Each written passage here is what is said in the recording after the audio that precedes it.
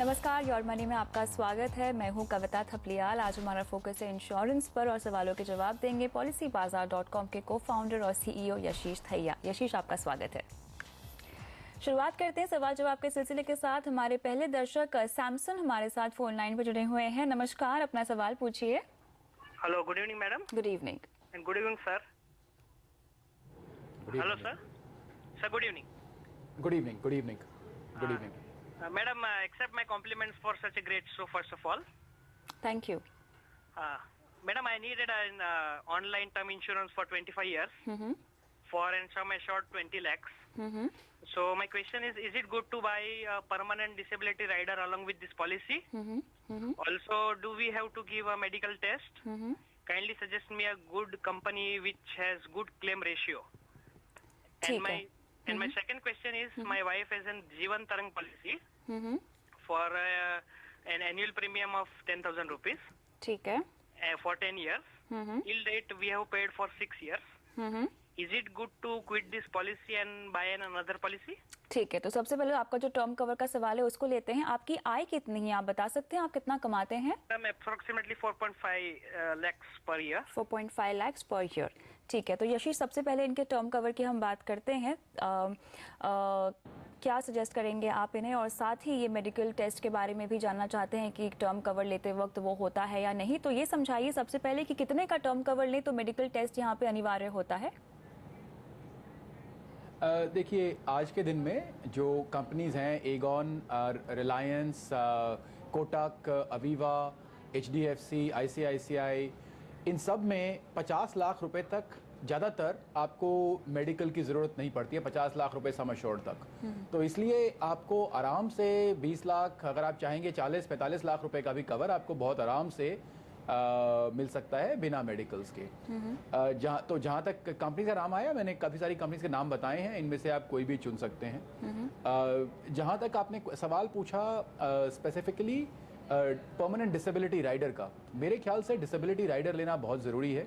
जहाँ तक मैं आवाज़ से पहचान पाया, मैंने एज पूछी नहीं है, लेकिन आप थोड़े से यंगर ग्रुप के लग रहे हैं, मतलब कि 30 से कम ही लग रहे हैं मुझे। 35 साल के हैं।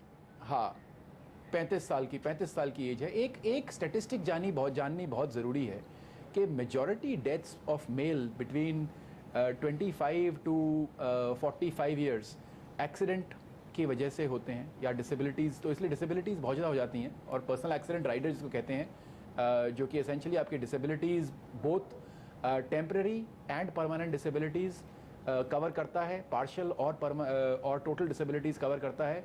वो राइडर मेरे ख्याल से बहुत वैल्यूबल है। लोग इसको इग्नोर कर रहे हैं, आपको ज़रूर लेना चाहिए अगर आपको मिलता है तो। और आपको मेडिकल्स की ज़रूरत नहीं पड़ेगी इस क्षेत्र में। जहाँ तक आपने जीवन तरंग पॉलिसी की बात की, जीवन तरंग पॉलिसी आपका 10 साल के लिए ट्रेडिशनल प्लान है। 10 साल का आपका प्लान है, आप 6 साल के प्रीमियम भर चुके हैं, तो इसे मेरे ख्याल से आप कंटिन्यू कर सकते हैं, या आप इसके पेड अप पॉलिसी बनाकर इसे क्लोज भी कर सकते हैं। दोनों ऑप्शन आपके सामने हैं। पेड अप तभी करना अगर आपको पैसे की दिक्कत है। अगर पैसे की दिक्कत नहीं है तो आप इसे कंटिन्यू कर सकते हैं अगले 4 साल के लिए। और ये चीज यहाँ पे आपने इनको कुछ नाम बताए हैं टर्म कवर के लिए, कितने का प्रीमियम इनको पड़ेगा, अगर आप वो भी बता सकें।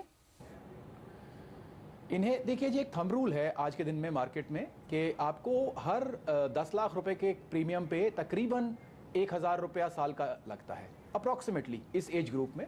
तो अगर आप 40 लाख रुपए का टर्म कवर लेंगे तो आपको तकरीबन 4,000 रुपए का पड़ेगा, और अगर आप 20 लाख रुपए का टर्म कवर लेंगे आपको तकरीबन 2,000 रुपए का पड़ेगा। कंपनीज यही 6-7 रहेंगी। आपको कभी किसी टर्म कवर पे और किसी टोटल टर्म पे एक कंपनी थोड़ी सी कम प्राइस हो जाएगी, एक की ज़्यादा हो जाएगी। और जहाँ तक क्लेम्स रेशियो का सवाल है, प्लीज़ आप परेशान ना होइए। जब तक आप अपनी डिक्लेरेशन सही कर रहे हैं तो क्लेम्स रेशियो में परेशानी नहीं होगी। इन सब कंपनीज़ के अगर आप देखेंगे तो क्लेम्स अभी तक आए ही कितने हैं। किसी के 15 क्लेम आए हैं, किसी के 20 क्लेम आए हैं, किसी ने 4 क्लेम रिजेक्ट कर दिए तो उसका क्लेम्स रेशियो ख़राब हो गया है, किसी ने 1 क्लेम रिजेक्ट किया उसका क्लेम्स रेशियो अच्छा लग रहा है। तो वो इसलिए है कि कोई अगर डेथ बेड पे है और कोई अगर पॉलिसी ले लेता है, अर्ली क्लेम्स जो होते हैं, पहले 2 साल के क्लेम्स, उनका ज़्यादा मायना नहीं होता है, क्योंकि वो कई बार ऐसी सिचुएशन में होते हैं जहाँ पे कि इंसान को पता होता है कि कोई सिचुएशन है जिसकी वजह से वो टर्म कवर ले रहे हैं, और वो केसेस ज़्यादातर रिजेक्ट हो जाते हैं। तो इसलिए आप डिक्लेरेशन सही कीजिए, और अभी से मेरे ख्याल से जो क्लेम्स रेशियो है उसके ऊपर इतना चिंतित ना होइए। यशीश, यहाँ पे हमें कई बार इस तरह के सवाल भी आते हैं जहाँ लोग पूछते हैं कि राइडर लेना अच्छा होगा कि अलग से पॉलिसी लेना बेहतर होगा, प्रीमियम ज्यादा किस में भरना पड़ेगा, तो आप क्या सजेस्ट करेंगे ऐसे? राइडर मेरे ख्याल से काफ़ी सही रहता है। इसमें एक तो आपको एक ही पॉलिसी में मिल जाता है, 2 पॉलिसी अलग अलग लेनी पड़ती हैं। आपको पॉलिसी मैनेज करना भी थोड़ा आसान हो जाता है, क्योंकि देखिए एक सिंगल पॉलिसी अगर आप लेंगे उसका प्रीमियम काफ़ी कम होता है, उसको सर्विस करने वगैरह का भी जो कॉस्ट होता है वो काफ़ी पड़ जाता है कंपनी पे, आपको पता नहीं मिले ना मिले। दूसरी बात, आपको स्टैंड अलोन ये कवर इतनी आसानी से मिलते नहीं हैं। अगर आप देखेंगे, अगर आप पर्सनल एक्सीडेंट कवर लेना चाहें 20 लाख रुपए का, आपको इतनी आसानी से नहीं मिलेगा। क्रिटिकल इलनेस प्लान आप लेने चाहें अगर 10 लाख 20 लाख रुपए की, आपको इतनी आसानी से नहीं मिलेगी। ज़्यादातर आपको राइडर्स के तौर पे ही लेने पड़ते हैं, क्योंकि इतने एक्सपेंसिव कवर के लिए फिर मेडिकल टेस्ट वगैरह काफ़ी होने शुरू हो जाते हैं, प्लस वो जानना चाहते हैं कि ये क्यों लिया जा रहा है। लाइफ इंश्योरेंस में तो स्पेसिफिकली लाइफ इंश्योरेंस कंपनीज आपको एज एन एड ऑन ही बेच पाएंगी, क्योंकि उनको बेस जो लाइफ कवर होता है वो उन्हें बेचना पड़ता है। इनफैक्ट प्रीमियम भी 50% से ऊपर कवर एड ऑन कवर्स के लिए नहीं हो सकता। तो इसलिए मेरे ख्याल से ये राइडर के तौर पे लेने ठीक रहेंगे, कोई इसमें नुकसान नहीं है। छोटा कवर हो ना, 2 लाख रुपए का कवर वगैरह, तो वो आप सीधा जनरल इंश्योरेंस कंपनी से ले सकते हैं, वो आपको स्टैंड लोन भी मिल जाएगा। चलिए, तो मिस्टर सैमसन, आपके लिए सलाह यहाँ पर यही दी जा रही है, Aegon Religare, I Term, HDFC click to protect, ICICI Pru I Care, इनके आप टर्म प्लान खरीद सकते हैं। और साथ ही आपने जो जीवन तरंग पॉलिसी के बारे में सवाल किया था, वो अगर आप फिलहाल बंद करना चाहते हैं तो उसे पेड अप करके अपनी पॉलिसी बंद भी कर सकते हैं। उम्मीद करते हैं कि आपको तमाम सवालों का जवाब यहाँ पर मिल गया होगा। बढ़ते हैं अगले दर्शक की ओर। ओडिशा के देवगढ़ से मनोरंजन प्रधान हमारे साथ फोन लाइन पर जुड़े हुए हैं। नमस्कार, अपना सवाल पूछिए। हाँ मैम, नमस्ते। हाँ जी। मेरा सवाल था, LIC एंडोमेंट प्लान 2008 से स्टार्ट किए थे और उसमें 35,000 मंथली ईयरली पेमेंट करते हैं, और वाइफ का भी एक एंडोमेंट प्लान है, वो 8,000 का हो ईयरली पेमेंट देते हैं, तो उसको कंटिन्यू रखें या उसको बंद करें? ठीक है। और दूसरा सवाल है, मेरे को बंद करने के पीछे कोई खास वजह है?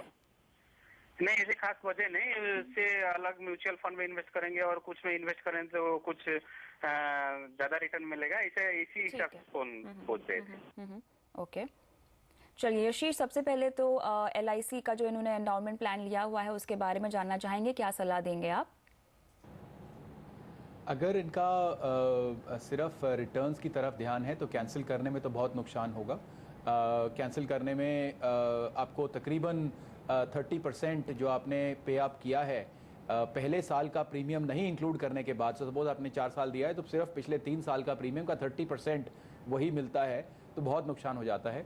अगर आपने क्लोज करना है ज़्यादातर फाइनेंशियल रीजन के कारण से, तो आप इसे पेड अप पॉलिसी कर क्लोज कर सकते हैं, आपकी पॉलिसी कंटिन्यू रहेगी और आपको ज़्यादा नुकसान नहीं होगा, सरेंडर चार्ज बहुत नहीं लगेगा। जहाँ तक आपने इन्वेस्टमेंट पॉइंट ऑफ व्यू से देखते हैं तो हाँ, मेरे ख्याल से अगर आप लंबा अरसा देखेंगे तो कोई भी मार्केट लिंक्ड प्रोडक्ट आपको कोई भी ट्रेडिशनल प्रोडक्ट से बढ़िया रिटर्न दे सकता है। अगर आप पिछले 30 साल देखें तो हर 10 साल के पीरियड में मार्केट ने तकरीबन 13 से 17% तक रिटर्न दिया है IRR बेसिस पे, और ऐसा कोई 10 साल का पीरियड नहीं हुआ जबकि मार्केट ने नेगेटिव रिटर्न दिया हो। हालांकि अभी 2008 से लेके अभी तक मार्केट काफ़ी उतार चढ़ाव चल रहा है, पर अगर आप एक बहुत सिंपल चीज़ देखेंगे, आज मार्केट 19,000 पे है, आज से 10 साल पहले 3,500 पे था, तो 10 साल में हमें 6 गुना रिटर्न मिल चुका है। तो अगर आप पिछले 5 साल ना देखें तो ऑन द होल 3 रिटर्न मिलता है। तो अगर आपने ग्रोथ देखना है तो आप इक्विटी लिंक चीज़ों में जाएं, आपको यूलिप्स में इंश्योरेंस और ग्रोथ का बहुत अच्छा कॉम्बिनेशन मिलता है। एक बहुत सिंपल बात समझ लें, म्यूचुअल फंड्स वर्सेस यूलिप में कई बार सवाल आता है कि जो कॉस्ट बेस होता है, कॉस्ट बेस 70-80% सिर्फ फंड मैनेजमेंट चार्जेस का होता है, और वो म्यूचुअल फंड में भी हैं और वो यूलिप्स में भी हैं। तो मेरे ख्याल से यूलिप एक बहुत अच्छा कॉम्बिनेशन बन जाता है जिसमें आपको बहुत लो कॉस्ट पे काफ़ी इंश्योरेंस कवर भी मिलता है और साथ में अच्छा इन्वेस्टमेंट रिटर्न भी मिलता है। तो आपको सलाह यहाँ पे यही दी जा रही है कि अगर आपको बंद करना ही है, अगर आप निकलना चाहते हैं तो निकल जाइए पेड अप करके, लेकिन अगर आपको पैसों की ज़रूरत है तभी ही आप ये फैसला लीजिए, वरना अगर आप निकलते हैं तो आपको बहुत महंगा भी पड़ सकता है निकलना इस वक्त। सिर्फ अगर आपको सिर्फ पैसों की ज़रूरत है तभी ही आप निकलने का फैसला ले सकते हैं इस प्लान में से। उम्मीद करते हैं कि आपको सवाल का जवाब मिल गया होगा। और योर मनी में अभी वक्त है एक ब्रेक का, लेकिन अगर आप भी हमसे म्यूचुअल फंड, इंश्योरेंस या फाइनेंशियल प्लानिंग से जुड़े सवाल पूछना चाहते हैं तो हमें ईमेल कीजिए mf@moneycontrol.com पर। सवाल भेजते वक्त अपना कॉन्टैक्ट नंबर ज़रूर लिखें। आप हमें फेसबुक पर भी फॉलो कर सकते हैं। आपको विजिट करना है facebook.com/आवाज़-योर-मनी। सवाल पोस्ट करने के साथ आप योर मनी के पुराने एपिसोड्स भी देख सकते हैं।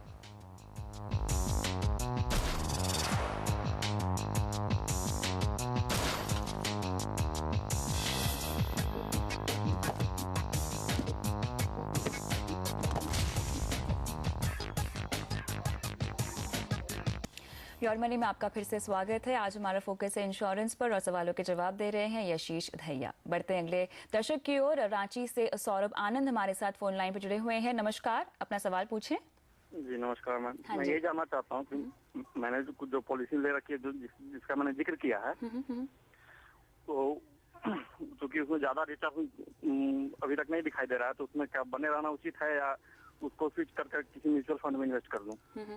बिल्कुल। यशीश, इनकी पॉलिसीज के नाम आपको बता दें जिनका यहाँ पर मेंशन कर रहे हैं। LIC जीवन Anand, Jeevan Saral, child secure plan, Aviva pension plan, Aviva life bond, ICICI life stage assure. इन पॉलिसीज में जाहिर तौर पे इन्होंने इन्वेस्टमेंट के लिहाज से ही निवेश किया हुआ है, तो क्या सलाह होगी आपकी? देखिए, इनके दो तरह के प्लान्स हैं। इनके पास 4 ट्रेडिशनल प्लान हैं, 2 यूलिप प्लान हैं।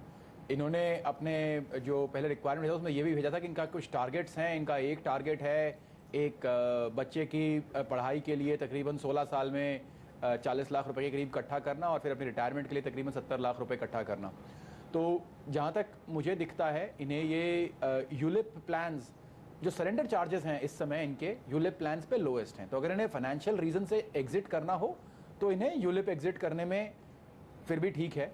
लेकिन हैरानी की बात यह है, अगर लंबा अरसा देखेंगे तो यूलिप ही इनको बेटर रिटर्न देंगे। जो ट्रेडिशनल प्लान्स हैं वो तकरीबन 2 से 5% तक रिटर्न, अगर ये रिटर्न समझ के चल रहे हैं तो वो रिटर्न कम दे पाएंगे। तो अगर इन्हें वही आंसर होगा, अगर इन्हें एग्जिट करना है उनमें से तो ये पेड अप करके उनमें से एग्जिट कर सकते हैं। मेरी इन्हें एडवाइस ये होगी कि चाइल्ड प्लान की साइड पर ICICI की प्लान है, HDFC की प्लान है, अवीवा की प्लान है, काफ़ी कंपेरेटिव हैं तीनों के तीनों। ये इन्हें देख सकते हैं, 16 साल में इन्हें अच्छा रिटर्न मिल जाएगा उनसे। यूलिप प्लान्स है, एक स्मार्ट किड है, एक अवीवा यंग स्कॉलर है, इनमें कोशिश कर सकते हैं। जहाँ तक इन्हें रिटायरमेंट प्लानिंग की बात कर रहे हैं, मेरी इनको यही सलाह होगी कि आप यूलिप में इस समय इन्वेस्ट कीजिए लंबे अरसे के लिए। जो आपके यूलिप्स चल रहे हैं उन्हें कंटिन्यू रखें, पर और एक यूलिप ले लें जो कि काफ़ी लंबे अरसे तक आप होल्ड कर सकें, 30 साल के करीब तक। और उसके बाद जब उस पीरियड के एंड पर आप उसे एक एन्युटी में कन्वर्ट कर सकते हैं। चाहे जैसे आपके पास जीवन अक्षय टाइप की जो LIC की एन्युटी प्लान्स होती हैं उनमें कन्वर्ट कर सकते हैं। तो आपका पूरा सम जो आपने तब तक इकट्ठा किया होगा उसे आप एक एन्युटी बदल सकते हैं, आपको हर महीने पैसा मिलता रहेगा, वो अच्छा रिटर्न देगा। एक और बात मैं आपसे कहना चाहूँगा कि आपने बहुत सारे प्लान्स ले रखे हैं छोटे छोटे। देखिए, जो चार्जेस होते हैं ना, कुछ परसेंटेज बेसिस होते हैं और कुछ ऐसे होते हैं 100 रुपये महीना या 1000 रुपये साल का या 1200 रुपये साल का। अब क्या होगा, अगर आप छोटे अमाउंट की पॉलिसी लेते हैं तो आपको कॉस्ट परसेंटेज बेसिस पे हायर पड़ जाता है, और इसलिए एडवाइस यही रहती है कि अपनी पॉलिसीज कंसोलिडेट करिए। तो एक बड़ी पॉलिसी लेने में ज़्यादा फायदा होता है इसकी बजाय कि आप 3-4 छोटी छोटी पॉलिसीज ले लें। उन्हें मैनेज करना भी मुश्किल होता है और उनमें जो चार्जेस लगते हैं वो भी ज़्यादा पड़ जाते हैं। चलिए, तो आपके लिए सलाह यहाँ पे सौरभ यही है कि ICICI लाइफ स्टेज और अवीवा पेंशन प्लान ये यूलिप है, 6 साल बाद भी अगर अच्छा रिटर्न ना मिले तो आप इनमें से निकल सकते हैं। लेकिन जो LIC जीवन आनंद, जीवन श्री और चाइल्ड सिक्योर है, इसमें आप बने रह सकते हैं। उम्मीद करते हैं कि आपको सवाल का जवाब यहाँ मिल गया होगा। बढ़ते हैं अगले दर्शक की ओर। छत्तीसगढ़ के कोरबा से अब्दुल रहमान हमारे साथ फोन लाइन पर जुड़े हुए हैं। नमस्कार, अपना सवाल पूछिए। Good evening Kavita ji. Good evening. मेरा सवाल है, मेरा दामाद सर्विस करते हैं दुबई में जी। उनकी एक बेटी है 2 साल की। उनको बेटी को बाई बर्थ हार्ट का प्रॉब्लम था जो है, तो 9 महीने के 10 महीने बाद उसकी सर्जरी हो गई। वो अभी बिल्कुल ठीक है बच्ची जो है। अच्छा। हाँ, तो इसमें 2 सवाल है उनकी तरफ से। उन्हें एक टर्म प्लान चाहिए 2 करोड़ रुपए का। उनकी एनुअल इनकम है 18 से 20 लाख रुपए। ओके। और दूसरा उनको हेल्थ इंश्योरेंस चाहिए। ये मैंने ईमेल सवाल किया था, आपके पास सवाल होंगे जो है मैडम। जी बिल्कुल, यही सवाल आपने हमें भेजे थे। तो यशीश, सबसे पहले तो टर्म कवर के लिए आप क्या सलाह देंगे यहाँ पर? देखिए, जो NRIs होते हैं जो बाहर रह रहे हैं उन्हें टर्म कवर मिल सकता है, लेकिन जो टर्म कवर उन्हें मिलते हैं वो ज़्यादातर जो ऑफलाइन प्लान्स हैं वो वाले मिलते हैं। ऑनलाइन प्लान्स रेस्ट्रिक्टेड हैं। ऑनलाइन प्लान इस समय इंडिया में ही बिक रहे हैं, वो भी स्पेसिफिक सिटीज़ में, कुछ 40 सिटीज़ में, कोई 70 सिटीज़ में, ऐसे। तो ऑनलाइन प्लान बाहर से नहीं मिल पाएगा, सिवाय फ्यूचर जनरली के। फ्यूचर जनरली का अकेला प्लान है जो कि आपको बाहर से भी आप ले सकते हैं, बाकी सबके सब नहीं मिल पाएंगे। तो आपको थोड़ा एक्सपेंसिव पड़ेगा ये टर्म प्लान, तकरीबन 2-3 गुना पड़ सकता है इसका चार्ज, इसका खर्चा।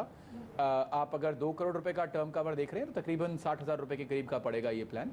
आपको जो कंपनीज ऑफर कर सकती हैं, जो कंपनीज एनआरआईज के लिए अपना प्रोसेस चला रहे हैं, LIC है, ICICI प्रूडेंशियल है, आपका मैक्स न्यूयॉर्क लाइफ है, तो आप इन कंपनीज में से किसी से भी बात करके आप ये प्लान ले सकते हैं। और जैसे मैंने कहा, इसमें जो मेडिकल्स होंगे, मेडिकल्स का खर्चा इंडिविजुअल खुद लेना पड़ेगा, क्योंकि मेडिकल्स बाहर हो सकते हैं, मेडिकल रिपोर्ट सबमिट होनी पड़ेगी, उसमें कोई इशू नहीं है। जो पेमेंट है, पेमेंट आप ऑफलाइन भी कर सकते हैं, ऑनलाइन भी कर सकते हैं। आपके NRO अकाउंट से आप पैसा भर सकते हैं, उसमें कोई परेशानी नहीं है। प्रीमियम क्या ज्यादा होता है NRIs के लिए यहाँ पर यशीश? सॉरी, क्या प्रीमियम ज्यादा होता है NRIs के लिए? प्रीमियम ज़्यादा नहीं होता, वही प्लान है, वही इंडिया में भी आपको वही कॉस्ट पड़ेगा, रेजिडेंट के लिए भी, नॉन रेजिडेंट को भी बिल्कुल वही कॉस्ट पड़ेगा। लेकिन जो ऑनलाइन प्लान्स हैं वो NRIs के लिए अवेलेबल नहीं होती, और ऑनलाइन प्लान्स तकरीबन आधे से 30% पे चल रही हैं ऑफलाइन प्लान्स के कॉस्ट से। तकरीबन आधा कॉस्ट तो जरूर चल रहा है।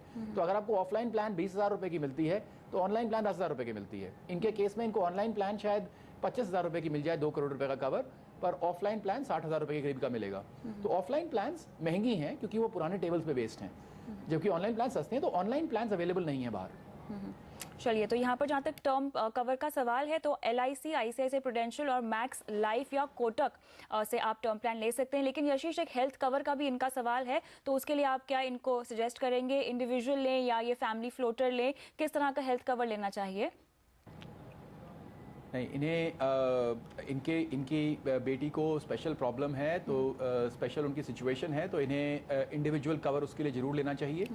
अब इसके 2 तरीके हैं, जहाँ तक मैं समझ सकता हूँ इस प्लान में इन्हें कोशिश करनी चाहिए, लेकिन कवर मिलना काफ़ी मुश्किल है क्योंकि एक सिचुएशन है ऑलरेडी। ये एक आध प्रोडक्ट्स हैं जो हेल्थ केयर प्रोडक्ट्स हैं, स्टार हेल्थ ने एक हेल्थ केयर प्रोडक्ट निकाला है, उसे देख सकते हैं। दूसरा, ये कोई भी अगर गवर्नमेंट बैंक जैसे SBI हुआ या इलाहाबाद बैंक हुआ, इन बैंक्स में इनके पास कोई अकाउंट है तो चेक कर सकते। कई बार ग्रुप पॉलिसीज़ में ये कवर आराम से मिल सकते हैं। वो एक तरीका होता है, अगर थोड़ा सा मेडिकल कंडीशन हो तब भी कवर मिल सकता है। प्राइवेट कंपनी थोड़ा सा मुश्किल होगा इस समय मिलना। लेकिन यशीश, जैसे कि बता रहे थे कि जो मेडिकल कंडीशन है वो ठीक हो चुकी है, उसके बावजूद भी दिक्कत होगी प्लान मिलने में? देखिए, जब आप डिक्लेरेशन करते हैं ना, तो डिक्लेरेशन में बताना पड़ेगा कि मेडिकल कंडीशन कभी ना कभी थी, तो फिर वो इसीलिए मैंने कहा कि आप कोशिश कर सकते हैं। हमने जितना भी ऐसे केसेस में देखा है, कवर बहुत मुश्किल मिलता है।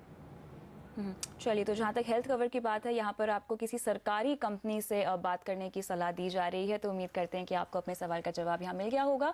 और योर मनी में भी वक्त है एक ब्रेक का, लेकिन अगर आप भी हमसे अगर म्यूचुअल फंड, इंश्योरेंस या फाइनेंशियल प्लानिंग से जुड़े सवाल पूछना चाहते हैं तो हमें ईमेल कीजिए mf@moneycontrol.com पर। सवाल भेजते वक्त अपना कॉन्टैक्ट नंबर ज़रूर लिखें, और आप हमें फेसबुक पर भी फॉलो कर सकते हैं। आपको विजिट करना है facebook.com/आवाज़-योर-मनी। सवाल पोस्ट करने के साथ आप योर मनी के पुराने एपिसोड्स भी देख सकते हैं।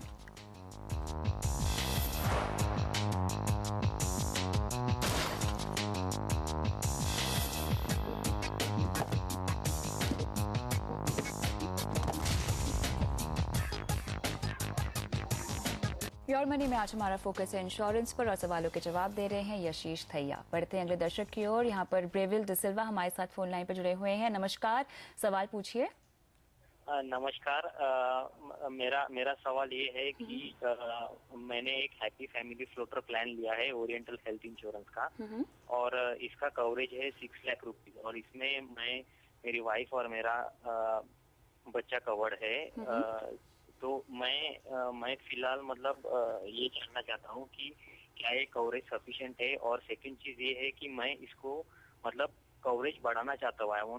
मैं इसका कवरेज अराउंड 15 लाख तक करना चाहता हूँ। तो क्या मैं बजाज एलियंस का टॉप अप इंश्योरेंस लूँ जिसमें बेस डिडक्टिबल 5 लाख है, या मैं रिन्यूअल के टाइम इसका कवरेज बढ़ाऊँ? तो टॉप अप इंश्योरेंस बेटर रहेगा कि रिन्यूअल में कवरेज बढ़ाना बेटर रहेगा? ये मुझे एडवाइस चाहिए। जरूर आपको सलाह देंगे हम। यशी, सबसे पहले तो आप ये समझाइए कि टॉपअप हमें कब लेना चाहिए, कब करवाना चाहिए? ठीक है, पहली बात देखें तो टॉपअप चलता कैसे है। आपका एक बेस हेल्थ कवर है 6 लाख रुपए का। अगर आप इसके ऊपर टॉपअप प्लान लेते हैं तो इसका मकसद यह होता है कि जब 6 लाख रुपए पूरी तरह से इस्तेमाल हो जाएंगे तो अगर आपका क्लेम 8 लाख रुपए का आ जाए तो वो 2 लाख रुपया टॉपअप प्लान देगा। ये डिफरेंट है इससे कि 2 अलग अलग प्लान लिए जाएं जिसमें आपका शेयर होता है। इसमें शेयर नहीं होगा, इसमें पूरा 6 लाख होने के बाद ही टॉपअप प्लान इस्तेमाल होता है। टॉपअप प्लान कई बार बहुत सस्ते होते हैं क्योंकि जब आप एक इंश्योरेंस प्लान लेते हैं, अगर आप एक कंपनीज ने ये थोड़ा सा गलत कर रखा है मेरे हिसाब से कि अगर आप 2 लाख रुपए का प्लान लेते हैं तो वो 2,000 रुपए का है, अगर आप 4 लाख रुपए का प्लान लेते हैं तो वो 4,000 रुपए। कुछ कंपनीज में ऐसा है, ऐसा नहीं होना चाहिए क्योंकि 2 लाख रुपए का तो कॉस्ट आने के बाद ही 4 लाख रुपए का कॉस्ट आ सकता है। तो पहले 2 लाख रुपए का खर्चा थोड़ा सा ज़्यादा होना चाहिए, अगले 2 लाख का कम होना चाहिए। इसलिए टॉपअप प्लान्स काफ़ी अच्छी तरह काम कर जाते हैं। लेकिन ये प्लान्स अगर आपका सम एश्योर्ड मेरे हिसाब से 3 लाख रुपए तक है तो आप उस पर टॉपअप लीजिए, उसे 10 लाख रुपए तक आप कर सकते हैं टॉपअप से, तो आपको फायदेमंद रहता है। अगर आपका कवरेज ऑलरेडी 6 लाख रुपए है, 6 लाख रुपए काफ़ी बड़ा कवरेज है मेरे हिसाब से, क्योंकि आपके जो नॉर्मल हेल्थ इंश्योरेंस की प्रॉब्लम्स होती हैं उसे अच्छी तरह कवर कर लेता है। मेरे हिसाब से आपको एक क्रिटिकल इलनेस प्लान अलग से लेना चाहिए और आपको एक पर्सनल एक्सीडेंट प्लान आप ले सकते हैं अपनी फैमिली के मेंबर्स के लिए। जो क्रिटिकल इलनेस आपको लेना चाहिए, आप तकरीबन 10 लाख रुपए पर मेंबर ले सकते हैं। क्रिटिकल इलनेस वो बड़ी बीमारियां हैं, वो मतलब क्रिटिकल इलनेस मींस बड़ी बीमारियां, जैसे आपका हार्ट डिजीज़ हुई या आपका कैंसर हुआ या कोई और न्यूरोलॉजिकल डिसऑर्डर होते हैं। वो बीमारियां अगर होती हैं तो खर्चा बहुत ज़्यादा जाता है, 6 लाख रुपए से काफ़ी ज़्यादा आ जाता है, 15 लाख रुपए तक खर्चा जा सकता है। उस सिचुएशन में आपको क्रिटिकल इलनेस कवर काफ़ी अच्छी तरह प्रोटेक्ट करेगा। तो मेरे हिसाब से टॉपअप की आपको ज़रूरत नहीं है क्योंकि आप 6 लाख रुपए का आपके पास ऑलरेडी कवर है। आप क्रिटिकल इलनेस या पर्सनल एक्सीडेंट लीजिए, लेकिन जिन लोगों का कवर 3 लाख रुपए तक का है वो टॉपअप प्लान ले सकते हैं और उनके लिए काफ़ी फायदेमंद रहेगा। या इस समय इंश्योरेंस की कंपनीज का एक अपॉर्चुनिटी कह सकते हैं आप कस्टमर्स के लिए है, जहां पे टॉपअप बहुत सस्ता है कंपेयर टू इंश्योरेंस का प्रीमियम खुद बढ़ाने से। तो डिसिल्वा जी, आपके लिए सलाह यहाँ पे यही दी जा रही है कि आपको टॉपअप की जरूरत नहीं है। अगर आप चाहें तो क्रिटिकल इलनेस या पर्सनल एक्सीडेंट पॉलिसी कवर ले सकते हैं। उम्मीद करते हैं कि आपको सवाल का जवाब मिल गया होगा और इसी के साथ यशीश बहुत बहुत शुक्रिया तमाम सवालों का जवाब आज देने के लिए। और योर मनी में आज के लिए इतना ही, लेकिन आप बने रहिए CNBC आवाज़ के साथ। नमस्कार।